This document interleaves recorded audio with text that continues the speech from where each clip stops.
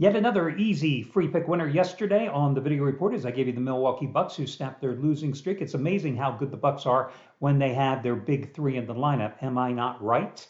As they scored the double-digit road rout of the Detroit Pistons, that's a 58-31 run with the complimentary plays, including a 4-0 sweep since Saturday. Hi everyone, Al DeMarco here, and this is going to be your your Tuesday video report as I'm losing track of the days of the week already.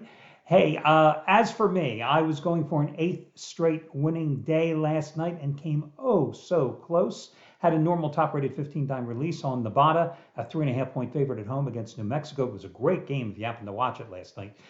Went into overtime, Nevada at home, now 10-0, but they only won by 3 points.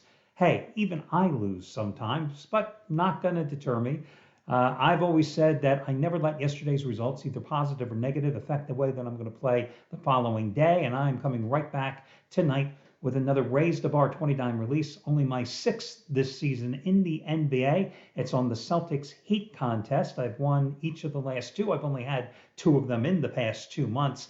And in terms of Raise the Bar 20-dime releases, this is also going to be number, I've got to think of which one this is in terms of my winning streak. It's going to be number 10 out of 12 over the past couple of weeks, and it's going to be basketball winner number 20 out of 28. But I've got to quickly tell you, props going out to Gus Augustine. The guy is just on an absolute roll. Last night, college basketball winner did it again as he cashed in with his 6th ever 150-dime college basketball release. 2 teams I didn't even know anything about, to be honest with you. I don't think I've ever watched these 2 teams play ever in my life. Colgate, a 7.5-point road favorite, winning by 13 at Boston.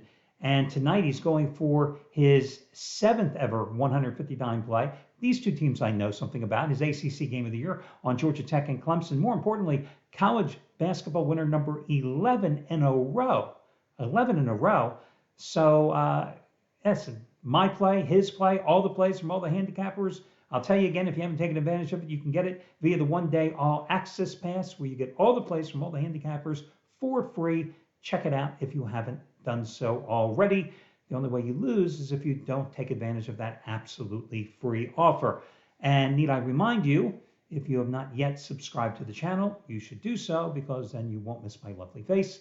And all these complimentary winners that I'm giving you, you can always check it out there, that little subscribe button down there in the corner. Click on it, subscribe, and you won't miss another episode. Generally, during the weekdays, the video reports are available a little later in the day because, basketball handicapping, a little different. You've got to check out the injury reports, especially in the NBA, to see who's going to be available after the morning and afternoon shoot-arounds for the teams. That's when the leagues and the teams release them. College basketball, hey, listen, there is no official injury report. You got to really do a lot of research to see who's playing and who's not. So with that being said, let's get to the complimentary plays here for tonight's card.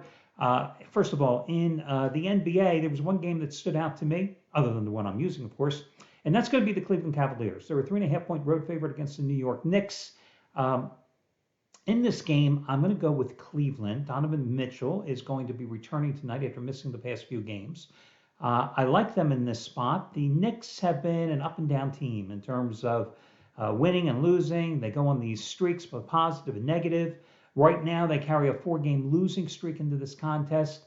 They have the worst defensive rating in the league at 130.3 during that stretch. Worst defensive rebounding percentage, too, at 59.5. They're also just playing so poorly. I mean, in their last 3 losses, they've allowed 49 offensive rebounds. And what do the Cavaliers do? They hit the rack hard. They've got the size. And I like them in this spot. You've also got Ricky Rubio, who's giving them, of course, on a minutes restriction after coming back from the torn ACL. He's probably going to be able to give them a good 15, 20 minutes tonight, too. So I'm going to go with the Cavaliers here, minus the 3.5 points. Now, in terms of college basketball, a couple of interesting games here. I was looking at the Miami of Florida game, -3 at Florida State. Of course, Miami of Florida is coming off that tough loss at Duke, 68-66 on Saturday, a game in which they shot a season low 34.9%. Isaiah Wong, their leading scorer, about 17 points a game, struggled in that game, 2 for 8, 24 points. I'm sorry, 2 for 8 in 24 minutes. And I thought, I really liked Miami in that game, and I thought, what was wrong? Well, I came to find out that Wong has been ill here lately, suffering from a sinus infection. And at first glance, I thought, my God, I'm going to take Miami of Florida to rebound in this contest. They're only a 3-point favorite, and they're a darn good team. But they haven't done well on the road, and this has been a one-sided series. Florida State, in fact, has won 9 in a row straight up in the series. And Miami hasn't won in Tallahassee since 2016. Now, I know Florida State sucked at the beginning of the year, but maybe Florida State has turned the corner here of late because they're coming off back-to-back road wins as well. Beating Notre Dame, which is no big deal. You, me, and 3 other guys could probably beat the Irish right now. They won by 13 in South Bend, and then they scored an 8-point win at Pittsburgh. I think what has happened with Florida State is Leonard Hamilton has finally settled in a rotation. And now, instead of really just going about 6 guys deep, he's got a nice 8-man rotation, a steady starting lineup. And I think with the 2 factors here, first of all, that Isaiah Wong may not be 100% healthy, and the fact that Florida State playing at home with confidence, and Miami of Florida, a team that just hasn't played well on the road, I'm going to go the other side and take Florida State plus the points in this contest. Listen, Miami, Florida lost both games last year by a single point. Again, this is just a series that has simply gone Florida State's way. FYI, just to give you a little heads up, if NC State looks extremely cheap tonight, -8, coming off the loss at North Carolina on Saturday at home against a Georgia Tech team or against a Notre Dame team that is damn awful, they should, but word of warning, NC State's top player, their leading scorer, he is a game time decision after suffering a nasty fall and suffering a neck injury in that North Carolina loss. So to me, that's a stay away game.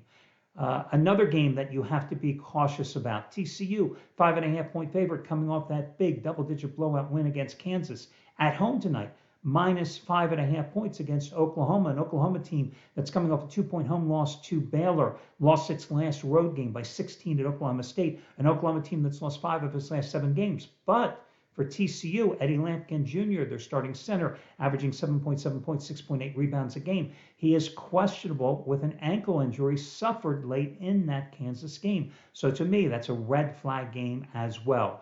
Your other complimentary play, I'm going to go with Texas, -8 tonight at home against Oklahoma State. Now, word of warning why I didn't go with Texas as my best bet today. This is going to begin a grueling stretch for the Longhorns, who play at Tennessee on Saturday. Then they come back home on Monday night against Baylor. And then the following week, they play at Kansas State and Kansas. The Longhorns are going to be lucky to go 2-2 in that stretch. But the way I look at it, they have to win tonight. Now, they are 11-1 at home. They are coming off a 69-61 win at West Virginia on Saturday, after losing it last Tuesday at Iowa State, 78-67. They did win in Stillwater back on January 7th, 56-46. It was an ugly game, just a miserable game if you happen to watch it. 39 combined fouls, 33 turnovers. Oklahoma State is just a tough team defensively. Think about it. Texas is number 1 in the Big 12 in scoring at 80 points a game. They managed not even to come close to that, 56 points in the first meeting. Oklahoma State, number 2 in defense in terms of points allowed per game in the Big 12, giving up just a tad under 62 points a game. Marcus Carr, the leading scorer for the Longhorns, averaging 17.4 points on 45.7 shooting from the field. He was 4 for 11 with a team-high 12 points in the first go-round. And Texas shot just 31.5% in Stillwater in that first meeting. Here's why, though, ultimately I like Texas here tonight. Oklahoma State, 11-8 overall, 3-4 in conference play, but just 2-4 on the road. Yes, they did beat Iowa State on Saturday, 61-59, but they were down by 16 points in the first half. They still were out-rebounded, 39-31. They were outscored in the paint, 28-14. 2 of their top players are questionable tonight. Their leading scorer, guard Bryce Thompson with an ankle injury, and, I'm going to probably hack his name, Musa Sissi. Missed the first meeting with an ankle injury. Their starting center, 7.1 points, 6.9 rebounds. He is also questionable tonight.